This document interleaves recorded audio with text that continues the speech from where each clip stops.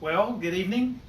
I do have my water that's starting to boil, but let me read to you. This is basically a prayer for your soul. When your soul is just reminding yourself the goodness of God. It's coming from Psalm 103. That's the passage that I mentioned, but verse 5 is where we'll kind of log in on.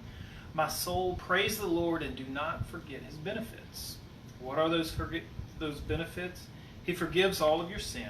He heals all your diseases. He redeems your life from the pit. He crowns you with faithful love and compassion. He satisfies you with goodness.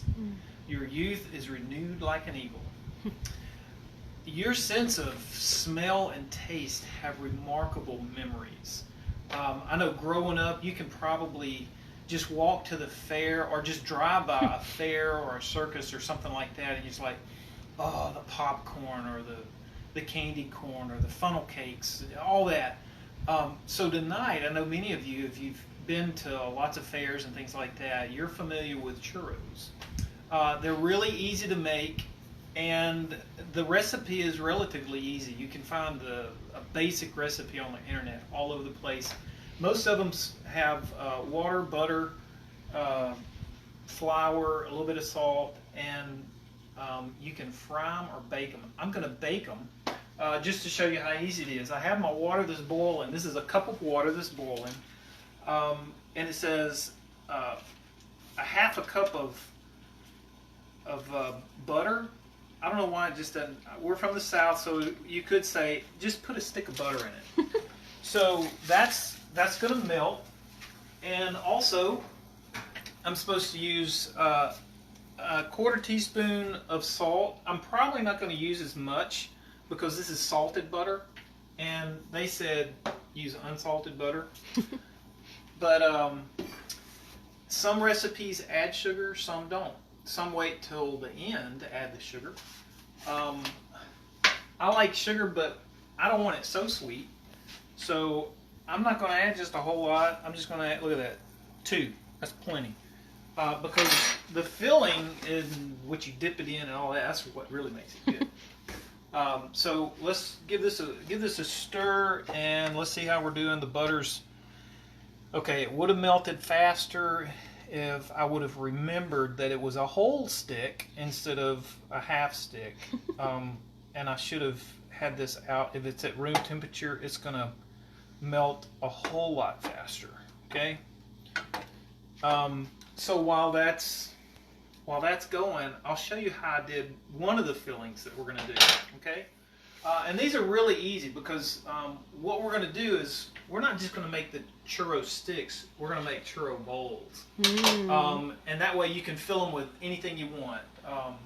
Mousse, you can fill them with ice cream, pudding, whatever. So what I did, that's a new gallon. All right. So this is really easy.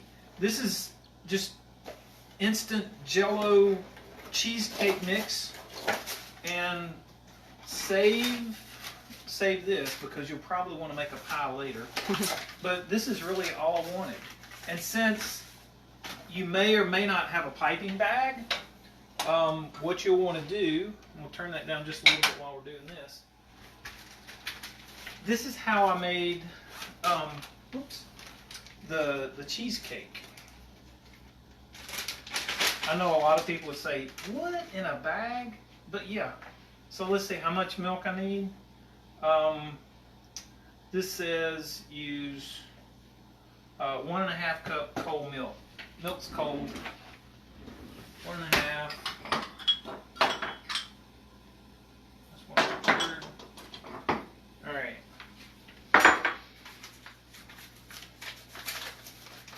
So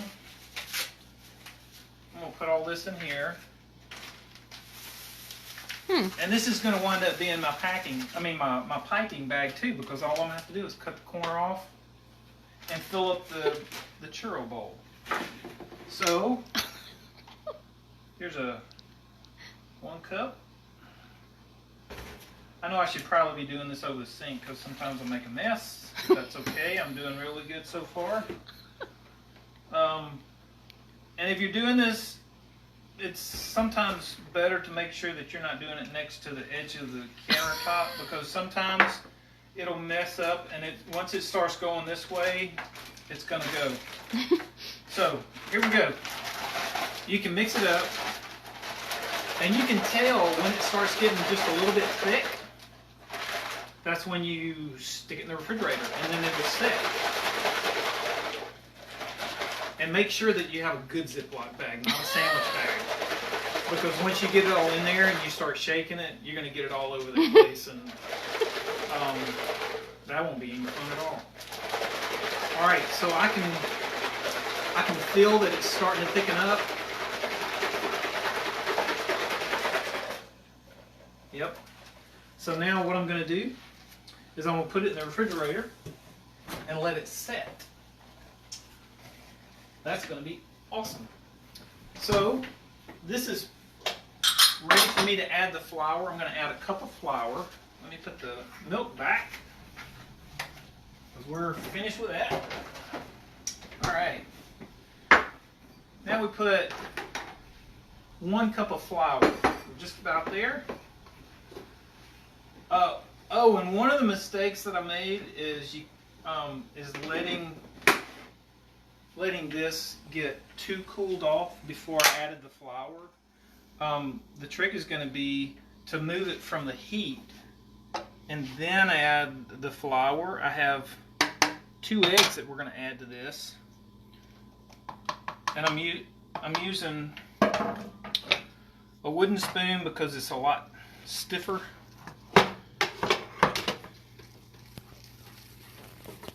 You can tell that it's pulling away from the sides really well.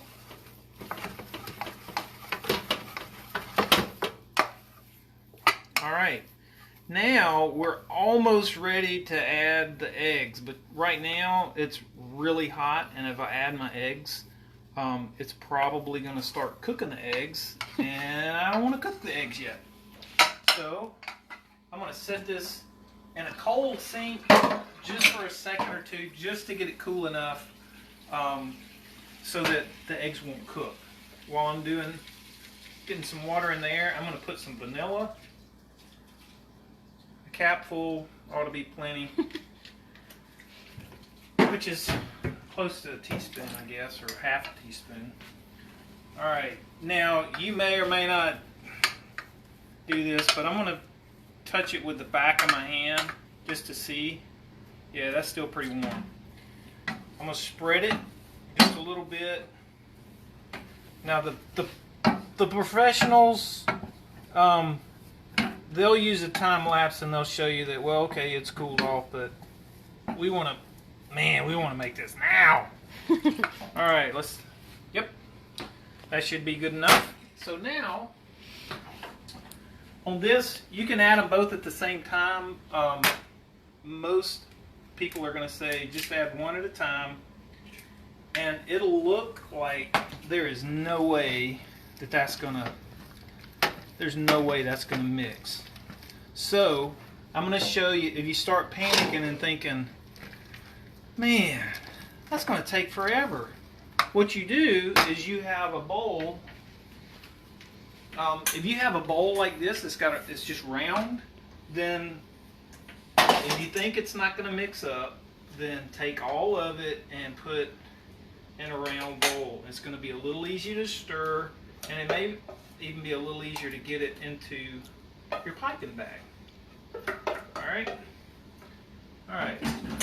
So there's that, and now I can actually hold it. I have this little handy thing here. I'm mixing, and you see how much easier that is to mix now. Okay? Didn't seem like it was going to mix up and look very good, so add 1 more egg. Oh man, we don't want that. Alright, we're going to mix this. See, it just seems like it's not going to work, but this is probably the most laborious part of this whole process, is mixing the egg in. Now, a lot of people, you can put it in a mixer, but I did that once, and man, it takes like forever to clean it just takes too long to clean the mixer. So, see, that looks awesome. Then, now we put in a piping bag. It just so happens we have a piping bag. You can buy these by the dozens. You can buy them in boxes or whatever. So here's my piping bag. I'm gonna have to clip it off. And let's hope I didn't clip it off too far. But if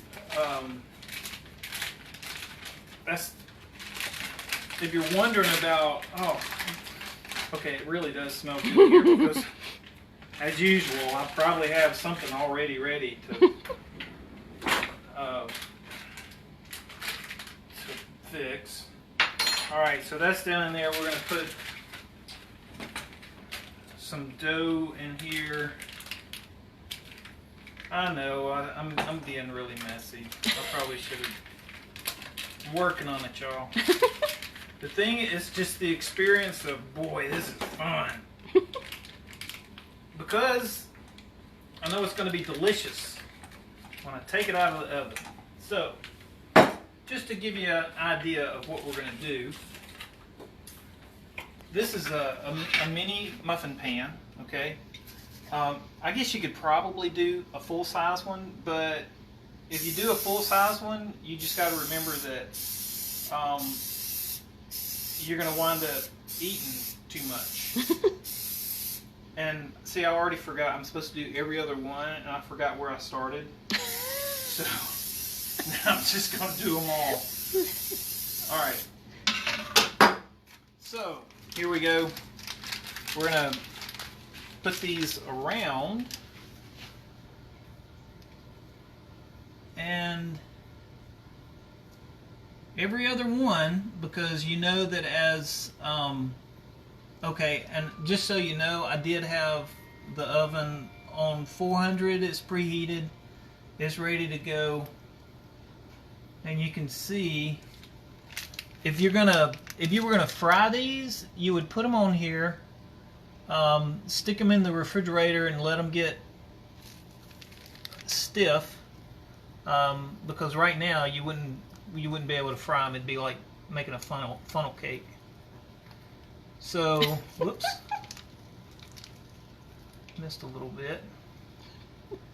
That one's going to be mine. Okay, so here we have these. The oven was on 400. So let's see. We'll pull these out. And we'll put these in. And these will be on 400. Cook them on 400 for, I don't know, probably about 20 or so minutes. Then when they come out, you can dust them with cinnamon sugar or brown sugar. I'm going to use cinnamon and sugar.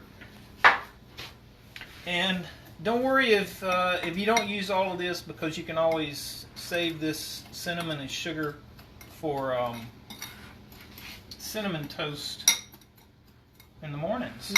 Okay, so here we go. So what I'll do is, whoo, that's still pretty warm. All right, here we go. So we'll dust this. Oh, okay, there we go. And you see, if you have sprayed on them, well, I was about to say they'll pop right off. Sorry. Just like that. You'll notice that some of them do have, not all of them are just full all the way. That's because, you know, sometimes we get in a hurry and we don't do it exactly like we want it. But I promise these are going to be really good. All right. So I told you about filling them with cheesecake or ice cream, or, you know, whatever you want to fill them with. it just so happens that I do have cheesecake and I have chocolate. So we'll show you how we do that. We'll do the chocolate first since I haven't had one yet. I made some last night and they were delicious, and all I had was cheesecake. But I'm in the mood for chocolate. So we'll get some chocolate.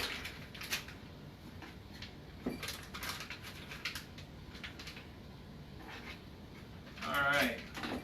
So, and this one actually has a tip. So we'll see what they look like.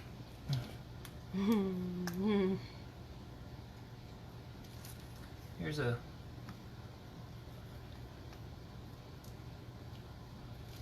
Alright, let's put them on a plate. Let's make them look, let's make them look nice. So here's one, that'll be our chocolate one. And this is one that, you remember, we just mixed it up in a bag. I've cut the tip of it off. And we'll put some in our, look at that.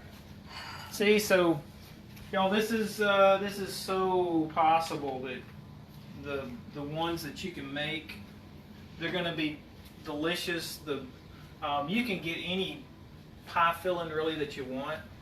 You can spray them again with some oil so that the sugar will stick to them when it's warm, and it's going to be delicious. The thing is, as we think about what that passage said is, in 103 and then that verse 5, he satisfies you with goodness. This is simple and goodness, and it's all because of God. But then in that passage, it's talking about, man, just remember, what can I pray about? Because God, forget not his benefits. And it's talking to myself. Randall, don't forget that God has forgiven you. He has healed you. He has rescued you from the pit. He provides you with good things that are... And then as I'm thinking about this, I'm like, oh man, I remember cheesecake. I remember being on dates with Susan and having some of the best cheesecake. So when I have cheesecake, I'm thinking, those are some joyful times with my wife. And then when I think about churros and the smell of something frying or something baking that's like this with lots of vanilla and sugar and cinnamon, those are just childhood memories and memories of growing up that just really, it renews your heart because you're happy and you have great memories. So that's my encouragement to you, as you're praying, as you're thinking about the good things that God has given you. He didn't give you just the good things that for your benefit, but man, he gave you things that taste good. Oh my God. Yeah, I got it on my nose, didn't I? But it's worth it. It's so good. Forget not his benefits and enjoy them. God bless you. Y'all have a great evening.